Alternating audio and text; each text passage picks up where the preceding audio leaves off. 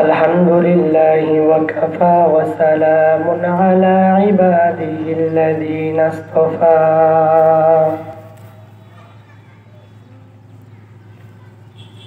अम्मा बअदु फ़अऊज़ु बिल्लाहि मिनश शैतानिर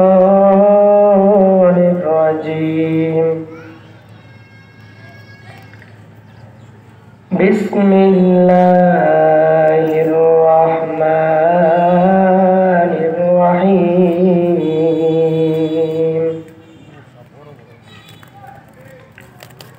क़ुल इन कुन्तुम तुहिब्बूनल्लाह फत्तबिऊनी युह्बिबकुमुल्लाह। क़ुल इन कुन्तुम तुहिब्बूनल्लाह फत्तबिऊनी युह्बिबकुमुल्लाह वयग़फ़िर लकुम ज़ुनूबकुम वल्लाहु गफ़ूरुर रहीम। वक़ाल अन्नबिय्यु सल्लल्लाहु अलैहि वआलिहि वसल्लम मन अहब्ब सुन्नती फ़क़द अहब्बनी वमन अहब्बनी कान मई फ़िल जन्नह औ कमा क़ाल अन्नबिय्यु अलैहिस्सलातु वस्सलाम। सदक़ल्लाहु मौलानल अज़ीम व सदक़ रसूलुहुन नबियुल करीम व नहनु अला ज़ालिका मिनश शाहिदीन वश्शाकिरीन वल्हम्दुलिल्लाहि रब्बिल आलमीन। সকলে দুরূদ ইব্রাহিম পাঠ করি। আল্লাহুম্মা সাল্লি আলা মুহাম্মাদিন ওয়া আলা আলি মুহাম্মাদ কামা সাল্লাইতা আলা ইব্রাহিম ওয়া আলা আলি ইব্রাহিম ইন্নাকা হামিদুম মাজিদ। اللهم بارك على محمد وعلى آل محمد كما باركت على إبراهيم وعلى آل إبراهيم إنك حميد مجيد।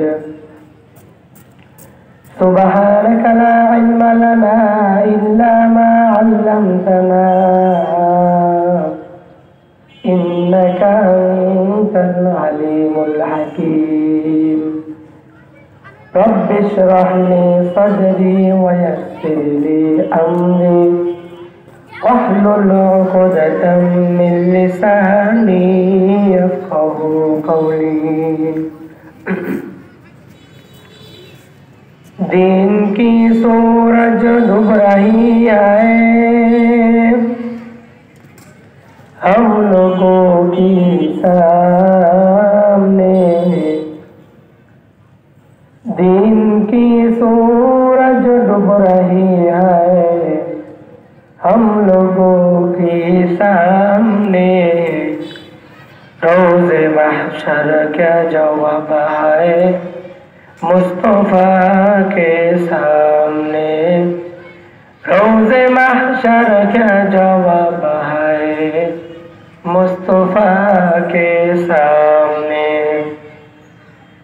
उल्फत में बराबर के वफा हो के जफा हो। उल्फत में बराबर के वफा हो के जफा हो। हर चीज में लल्लत है अगर दिल में मजा हो। हर चीज में लज्जत है अगर दिल में मजा हो। আলহামদুলিল্লাহ। অক্টোবর পরগনা ফরাইজ আন্দোলনের আজকে ওই ওয়াজ দোয়ার মাহফিলের আজকে দ্বিতীয় দিন। এই ওয়াজ দোয়ার মাহফিলের সম্মানিত সভাপতি, প্রধান অতিথি, বিশেষ অতিথিবৃন্দ, আল্লাহ পাকের আশিকিন, যাকিরিন, শাকিরিন, মুহিব্বিন, যে মহান রব্বুল আলামিন আমাকে এবং আপনাদেরকে জুমার দিন মাগরিবের আগ মুহূর্তে আমাকে কিছু কথা বলা, আপনাদেরকে শুনবার জন্য তৌফিক দান করেছেন। এই জন্য আমরা এখানে যারা আছি সকলেই দিল থেকে একটু উচ্চ আওয়াজে শুকরিয়া আদায় করি আলহামদুলিল্লাহ।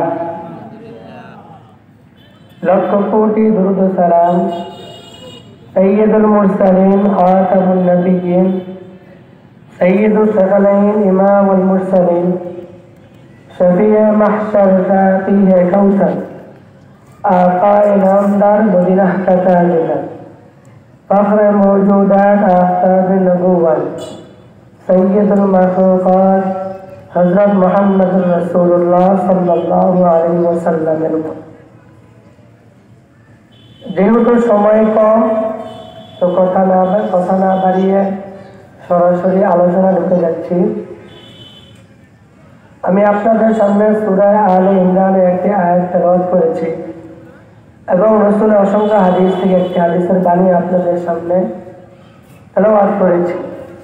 এই আয়াত ও হাদিসের আলোকে অল্প কিছু সময় আলোচনা করার চেষ্টা করব ইনশাআল্লাহ।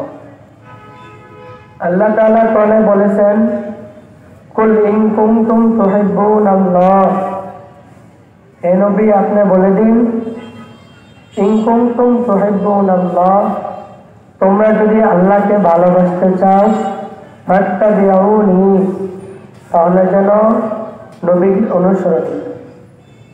আল্লাহকে ভালোবাসার মাপকাঠি রাসূলের ইত্তেবা, রাসূলের ভালোবাসা, রাসূলের সুন্নাত তরিকায় চলা। রাসূল হাদিসের মধ্যে বলেন, মান আহাব্বা সুন্নতি ফাকাদ আহাব্বানি, যে আমার সুন্নতকে ভালোবাসলো সে যেন আমাকে ভালোবাসলো। ওয়া মান আহাব্বানি কানা মাই ফিল জান্নাহ, যে আমাকে ভালোবাসলো সে আমার সাথে জান্নাতে যাবে। সুবহানাল্লাহ, কত বড় ঘোষণা! রাসূলের আল্লাহকে ভালোবাসার মাপকাঠি রাসূলের ভালোবাসা, রাসূলের সুন্নাত তরিকায় চলা। রাসূলকে ভালোবাসতে হলে একটা আমলের কথা আপনাদেরকে বলে যাব, মনোযোগ সহকারে শুনবেন, এর উপরে আমল করবেন।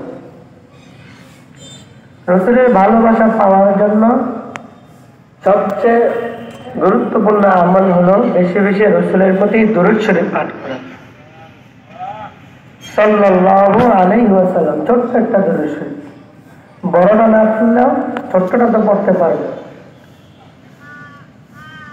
হযরত মুহাম্মদ ইবনে আব্দুর রহমান রাদিয়াল্লাহু তাআলা বলেন, নবী করিম সাল্লাল্লাহু আলাইহি ওয়াসাল্লাম বলেছেন, যখন আমি মারা যাওয়ার পরে আমার উম্মতের মধ্যে যখন কেউ আমি নবীর নিকট দুরূদ ও সালামকে পাঠ করে, হযরত জিবরাইল আলাইহিস সালাম আমার কাছে এসে বলেন, হে আল্লাহর রাসূল, অমুকের ছেলে অমুক আপনার নিকট দুরূদ শরীফ পাঠ করেছে। তখন নবীজি শুনে জবাব দেন, ওয়া আলাইহিস সালাম ওয়া রাহমাতুল্লাহি ওয়া বারাকাতুহু। হযরত জাবির ইবনে আব্দুল্লাহ রাদিয়াল্লাহু তাআলা আনহু বর্ণনা করেন, নবী করিম সাল্লাল্লাহু আলাইহি ওয়াসাল্লাম বলেছেন, যে বান্দা, যে উম্মত দিনে 100 বার আমি রাসূলের প্রতি দুরূদ শরীফ পাঠ করবে, আল্লাহ রাব্বুল আলামিন ওই বান্দার 100টি হাজাত প্রয়োজন, হাজাত মানে প্রয়োজন, পূরণ করে দেবে। সুবহানাল্লাহ। 70টি হাজাত আখিরাতে পূরণ করবেন, আর বাকি 30টি হাজাত আল্লাহ তাআলা দুনিয়াতে পূরণ করবেন। হযরত সাঈদ ইবনে উমাইর আনসারী রাদিয়াল্লাহু তাআলা বর্ণনা করেন, নবীজি বলেছেন যে বান্দা আমি রাসূলের নিকট একবার ইখলাসের সাথে, আমলটা ইখলাসের সাথে হতে হবে। যে উম্মত একবার ইখলাসের সাথে দুরূদ শরীফ পাঠ করবে সাল্লাল্লাহু আলাইহি ওয়াসাল্লাম, সাল্লাল্লাহু আলাইহি ওয়াসাল্লাম, ইখলাসের সাথে দিল থেকে, আল্লাহ রাব্বুল আলামিন ওই বান্দার উপর 10টি রহমত নাযিল করেন। এমনকি ওই বান্দার 10টি মর্যাদা বৃদ্ধি করে দেন। এমনকি ওই বান্দার 10টি গুনাহ আল্লাহ তাআলা ক্ষমা করে দেন। সুবহানাল্লাহ। তো কত ফজিলত, দুরূদ শরীফ পড়ার কত ফজিলত। হযরত ফকিহ আবুল লাইস সমরকন্দি রাহমাতুল্লাহি আলাইহি তামবিহুল গাফিলিন কিতাবের মধ্যে ঘটনাটা উল্লেখ করেছেন। তিনি তিনার পিতা থেকে ঘটনাটা শুনেছেন। তিনার পিতা বলেন, ওই জমানার সবচেয়ে বড় আলেম বুজুর্গ ছিলেন সুফিয়ান সাউরি রহমাতুল্লাহি আলাইহি। সুফিয়ান সাউরি রহমাতুল্লাহি আলাইহি দেখলেন হজ করতে গিয়ে এক আল্লাহর বান্দা তওয়াফ করার সময় তাসবিহ তাহলিল, যে তাসবিহ তাহলিল আছে ওই তাসবিহ তাহলিল বাদ দিয়ে দুরূদ শরীফ পড়তেছে। সুফিয়ান সাউরি রহমাতুল্লাহ আলাইহি বললেন, ও ভাই, তুমি হজ করতে এসে তাসবিহ তাহলিল বাদ দিয়ে দুরূদ শরীফ পড়তেছো, এর কি কোনো রহস্য আছে? ওই বান্দা বলেন যে হযরত আপনাকে তো আমি চিনতে পারলাম না, আপনি কে? বলে, আমি হলাম সুফিয়ান সাউরি রাহমাতুল্লাহ আলাইহি। তখন ওই বান্দা বুঝতে পেরেছে যে উনি হলেন এই জমানার সবচেয়ে বড় আলেম বুজুর্গ। তখন সুফিয়ান সাউরি রাহমাতুল্লাহ আলাইহি বললেন, কি হয়েছে আমাকে একটু বলো ঘটনাটা, তুমি তাসবিহ তাহলিল বাদ দিয়ে দুরূদ শরীফ পড়তেছো কেন? তখন ওই বান্দা বলতেছে, তাহলে শোনেন হুজুর ঘটনাটা, আপনি যদি এই জমানার আলেম না হতেন তাহলে আমি ঘটনাটা আপনাকে বলতাম। ঘটনাটা হলো, আমি আমার বাবাকে নিয়ে হজ করতে আসতেছিলাম। রাস্তার মধ্যে আমার বাবা হঠাৎ করে অসুস্থ হয়ে পড়ে। আমি আমার বাবার খেদমত করতে লাগলাম। অনেকক্ষণ খেদমত করতে করতে হঠাৎ করে এক সময় বাবা দুনিয়া ছেড়ে চলে যায়। তারপর দেখলাম আমার বাবার চেহারাটা কালো হয়ে গেছে। আমি আশ্চর্য হয়ে গেলাম, কষ্টে বুকটা ফেটে যাচ্ছে। কান্না করতে করতে ক্লান্তি হয়ে আমি ঘুমিয়ে পড়লাম। স্বপ্নে দেখি একজন আল্লাহর বান্দা, এত সুন্দর চেহারা আমি পৃথিবীতে কখনো দেখি নাই। খুব সুন্দর পোশাক পরিধান করে আমার বাবার সামনে এসে দাঁড়াইল। আমার বাবার সামনে এসে বাবার চেহারা থেকে চাদরটা সরাইয়া তার বরকতের হাত দ্বারা মুছে দিল চেহারাটা। সঙ্গে সঙ্গে চেহারাটা নূরের সুন্দর চেহারা হয়ে গেল। সুবহানাল্লাহ। তখন ছেলে স্বপ্ন দেখতেছে। ছেলে ডাক দেওয়া বললো যে, ও হুজুর, আপনাকে তো আমি চিনতে পারলাম না, আপনি কে? এত বড় বিপদের মুহূর্তে আমার বাবাকে আপনি সাহায্য করলেন, স্বপ্নে দেখতেছে। তখন পয়গম্বর বলেন, তুমি কি আমাকে চিনো না? ছেলে বলে, আমি তো হুজুর আপনাকে চিনতে পারলাম না। তখন হুজুর বললেন, আমি হলাম মদিনার নবী হযরত মুহাম্মদ মুস্তাফা সাল্লাল্লাহু আলাইহি ওয়াসাল্লাম। ওই যুবক আশ্চর্য হয়ে গেল, বলল, হে আল্লাহ রাসূল, তো বড় বিপদের মুহূর্তে আমার বাবাকে সাহায্য করেছেন, কি কারণ, কি আমল করেছিল আমার বাবার? তখন নবী বলেন, তোমার বাবা সব সময় কষ্টের মধ্যে থাকলে আমি রাসূলের প্রতি দুরূদ শরীফ পাঠ করতাম, সাল্লাল্লাহু আলাইহি ওয়াসাল্লাম, সাল্লাল্লাহু আলাইহি ওয়াসাল্লাম, দুরূদ শরীফ পাঠ করতো। তো আজকে যখন তোমার বাবার বিপদ হয়ে গেল, মৃত্যুর সময় চেহারা কালো হয়ে গেল, ওই দুরূদ শরীফের বরকতে বদৌলতে আমি রাসূল এসে তোমার বাবার চেহারা সুন্দর করে দিলাম, জান্নাতের ঘোষণা দিয়ে দিলাম। ওই ছেলের ঘুম ভেঙে গেল, স্বপ্ন দেখে ঘুমটা ভেঙে গেল, দেখে বাস্তব বাবার চেহারা সুন্দর হয়ে গেল। সুবহানাল্লাহ। সাধারণত ছোট্ট একটা দোয়া দুরূদ, এই দুরূদ পাঠ করার কারণে বান্দা রাসূলের সুপারিশ পেয়ে গেছে। হযরত আবু জাফর রাদিয়াল্লাহু তাআলা আনহু বলেন, নবী করিম সাল্লাল্লাহু আলাইহি ওয়াসাল্লাম বলেছেন, যে বান্দা আমি রাসূলের নাম নেওয়ার পরে দুরূদ শরীফ পড়তে ভুলে গেল, সে যেন জান্নাতের পথ হারিয়ে ফেলল, সে যেন জান্নাতের পথ হারিয়ে ফেলল। নাউযুবিল্লাহ। রাসূলের নাম নেওয়ার পরে যদি দুরূদ শরীফ না পড়ে, রাসূল বলতেছেন সে যেন জান্নাতের পথ হারিয়ে ফেলল, মানে জান্নাতে ঢুকতে পারবে না, সে জাহান্নামের পথ খুঁজে নিল। কত বড় কথা। তো আমরা তো অনেকে চায়ের দোকানে বসে আড্ডা দিই, বন্ধুদের সাথে আড্ডা দিই, ঘোরাফেরা করি, সামান্য একটা আমল দুরূদ শরীফ সাল্লাল্লাহু আলাইহি ওয়াসাল্লাম, এই দুরূদটা কি আমরা দিনে 100 বার পড়তে পারবো না? পারবো তো? সহজ। সাল্লাল্লাহু আলাইহি ওয়াসাল্লাম, সাল্লাল্লাহু আলাইহি ওয়াসাল্লাম, একেবারে সহজ। তো আরেকটি আমলের কথা বলবো। হযরত আবু হুরায়রা রাদিয়াল্লাহু তাআলা আনহু থেকে বর্ণিত, নবী করিম সাল্লাল্লাহু আলাইহি ওয়াসাল্লাম বলেছেন, তোমরা যারা আল্লাহর প্রিয় বান্দা হতে চাও এবং তোমাদের আমলের আল্লাহকে ভারী করতে চাও, তাহলে একটা আমল করো, সেটা হলো সুবহানাল্লাহি ওয়া বিহামদিহি সুবহানাল্লাহিল আযীম। পড়েন, সাথে সাথে পড়েন, ছোট্ট একটা আমল, সুবহানাল্লাহি ওয়া বিহামদিহি সুবহানাল্লাহিল আযীম, এতটুকু একটা আমল।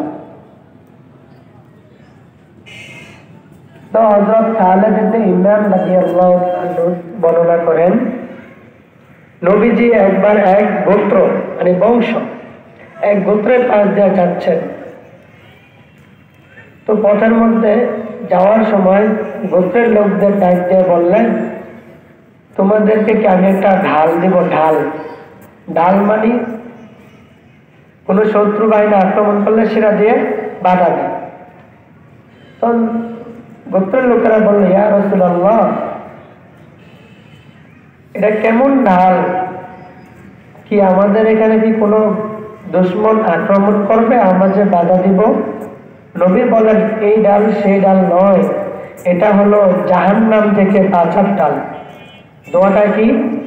সুবহানাল্লাহ, আলহামদুলিল্লাহ, ওয়া লা ইলাহা ইল্লাল্লাহ, আল্লাহু আকবার। সুবহানাল্লাহ, আলহামদুলিল্লাহ, ওয়া লা ইলাহা ইল্লাল্লাহ, আল্লাহু আকবার। সহজ আমল। এই আমলের এই তাসবিহ একটা ইতিহাস আছে, ছোট্ট ইতিহাস। আল্লাহ রাব্বুল আলামিন যখন আরশকে বানাইলেন, আরশ বানানোর পর ফেরেশতাদেরকে বলতেছে, ও ফেরেশতারা, তোমরা আরশটাকে বহন করো। ফেরেশতারা আরশকে বহন করতে লাগলো। বহন করার পরে তাদের নিকট আরশটা ভারী ভারী লাগতেছে। আল্লাহ রাব্বুল আলামিন দেখতেছে আরশটা ফেরেশতাদের নিকট বহন করা কষ্টকর হচ্ছে। তখন আল্লাহ ডাক দিয়া বললেন, ফেরেশতারা শোনো, তোমাদের একটা তাসবিহটা পাঠ করো, আরশটা হালকা হয়ে যাবে। ফেরেশতারা বললেন, ও আল্লাহ, তাসবিহটা বলেন শুনি। তখন আল্লাহ রাব্বুল আলামিন বললেন, ফেরেশতারা তোমরা মনে মনে সুবহানাল্লাহ বলতে থাকো, দেখবা আরশটা তোমাদের জন্য হালকা হয়ে যাবে। ফেরেশতারা যখন সুবহানাল্লাহ জিকির করতে লাগলো, এইভাবে জিকির করতে করতে বহুদিন পর যখন আল্লাহ রাব্বুল আলামিন হযরত আদম নবীকে আদম আলাইহিস সালামকে বানায়া পাঠাইলেন। আদম আলাইহিস সালাম যখন হাসি দিলেন, আল্লাহ বললেন, ও আদম তুমি মনে মনে আলহামদুলিল্লাহ বলো। আদম নবী আলহামদুলিল্লাহ বললেন। ফেরেশতাদের নিকট এই কালামটা পছন্দনীয় হলো।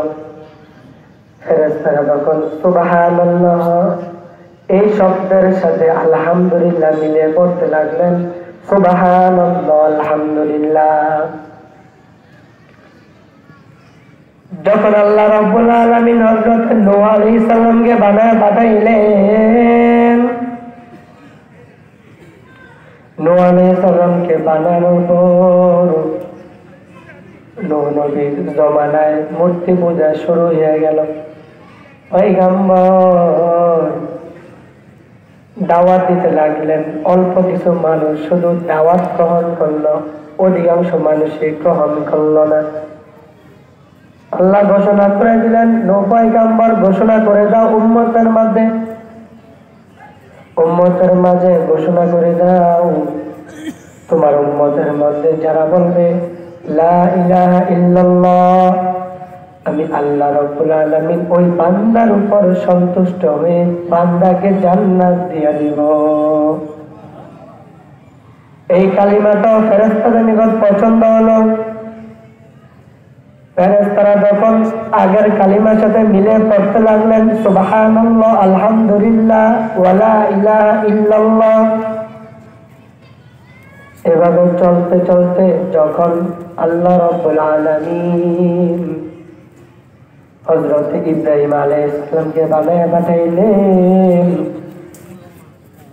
হযরত ইব্রাহিম আলাইহিস সালামকে পরীক্ষা করার জন্য তার সন্তান হযরত ইসমাঈল আলাইহিস সালামকে যখন জবাই করার জন্য আল্লাহ তাআলা অনুমতি দিলেন,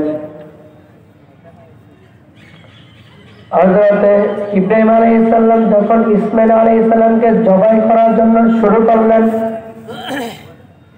আল্লাহ রাব্বুল আলামিন হযরত জিবরাইল আলাইহিস সালামকে পাঠিয়ে দিলেন। জিবরাইল আলাইহিস সালাম চলে আসলেন একটি দুম্বা নিয়ে। তখন জিবরাইল আলাইহিস সালাম দুম্বাটা হযরত ইসমাঈল আলাইহিস সালামের পরিবর্তে ওইখানে রেখে দিলেন। সঙ্গে সঙ্গে ইব্রাহিম আলাইহিস সালাম ওই দুম্বাটাকে জবাই করে দিলেন এবং তিনি দুম্বাটা জবাই করার পর তিনি আশ্চর্যান্বিত হইয়া তিনি আল্লাহু আকবার ধ্বনি দিয়ে বলতে লাগলেন। এই কালামটাও ফেরেশতাদের নিকট পছন্দ হলো। ফেরেশতারা এবার বলতে লাগলো,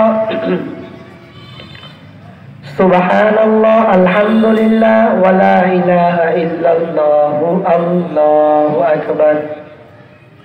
যখন এই ঘটনাটা হযরত জিবরাইল আলাইহিস সালাম পয়গম্বর আরবি সাল্লাল্লাহু আলাইহি ওয়াসাল্লামকে শুনাইলেন, নবীজি তখন ঘটনাটা শুনে বললেন, লা হাওলা ওয়ালা কুওয়াতা ইল্লা বিল্লাহ। এই কালামটাও ফেরেশতাদের নিকট পছন্দ হলো। তখন ফেরেশতারা বললেন, সুবহানাল্লাহ আলহামদুলিল্লাহ ওয়া লা ইলাহা ইল্লাল্লাহ আল্লাহু আকবার ওয়া লা হাওলা ওয়ালা কুওয়াতা ইল্লা বিল্লাহিল আলিয়্যিল আযীম। পারবো না পড়তে? হ্যাঁ,